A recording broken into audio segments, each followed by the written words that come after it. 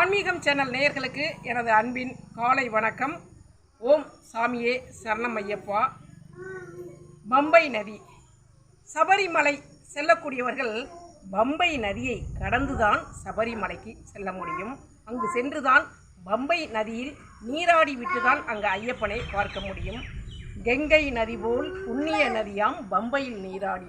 அந்த பம்பை நதி என்பது கங்கைக்கு நிகரான ஒரு புண்ணிய நதி. நாம் ஏன் காசிக்கு செல்கிறோம்? காசி கங்கையில் நீராடிட்டு காசி விஸ்வநாதரை தரிசனம் செய்வதற்காக போகின்றோம். நம்மளுடைய கர்மாக்கள் பாவங்கள் அனைத்தையும் போக்கக்கூடிய ஒரு புண்ணிய நதி தான் காசியில் ஓடக்கூடிய கங்கை ரிவர், அதே வடக்க ஓடக்கூடிய கங்கை நதி. அந்த கங்கை நதிக்கு இணையான ஒரு நதிதான் பம்பை நதி என்பதை புரிந்து கொள்ள வேண்டும். அங்கு சென்று ஐயப்ப பக்தர்கள் நீராடும் பொழுது அவர்களுடைய பாவங்கள் எல்லாம் தொலைஞ்சு போயிடுது அப்படிங்கிறது உண்மையான விஷயம். அடுத்தது சபரிமலைக்கு செல்லக்கூடிய நாள் அப்படின்னு பார்த்தோம்னா, ஐயப்பனுக்கு உகந்த நாள்னு பார்த்தோம்னா சனிக்கிழமை ரொம்ப உகந்த விசேஷமான ஒரு நாள். அதே போன்று புதன்கிழமையும் மிகவும் விசேஷமான ஒரு நாள். இப்போ கோயில்கள்லாம் பார்ப்பீங்க, ஐயப்ப சாமியை எப்படி போட்டிருப்பாங்க அப்படின்னா, அவர் உட்கார்ந்துருப்பார், 18 படி கீழே இருக்கும். அப்போ பாலசாஸ்தா ஐயப்பன் என்று போட்டிருப்பார்கள்.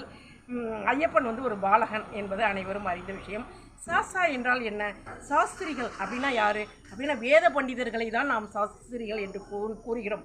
அதாவது வேதங்கள் சாஸ்திரங்கள் அனைத்தையும் உணர்ந்தவர் தான் சாஸ்திரிகள்.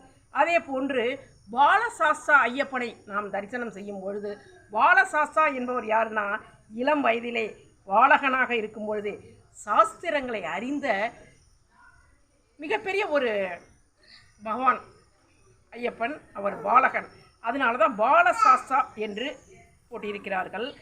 சாஸ்திரங்களை அறிந்த அந்த ஐயப்ப சுவாமியை நாம் வழிபாடு செய்யும் பொழுது நம் வாழ்க்கை நல்ல ஒரு நேர் வழியில் வாழ்வியல் நெறிமுறைகளை உணர்ந்து சாஸ்திரங்களை உணர்ந்து நாம் வாழ்வதற்கு வழிவகுத்து கொடுப்பவர் அந்த பாலசாஸ்தா ஐயப்பன் என்பதை அனைவரும் உணர வேண்டும். சுவாமியே சரணம் ஐயப்பா. இதை பார்க்குறவங்க ஒரு லைக் ஷேர் கொடுக்கணும்.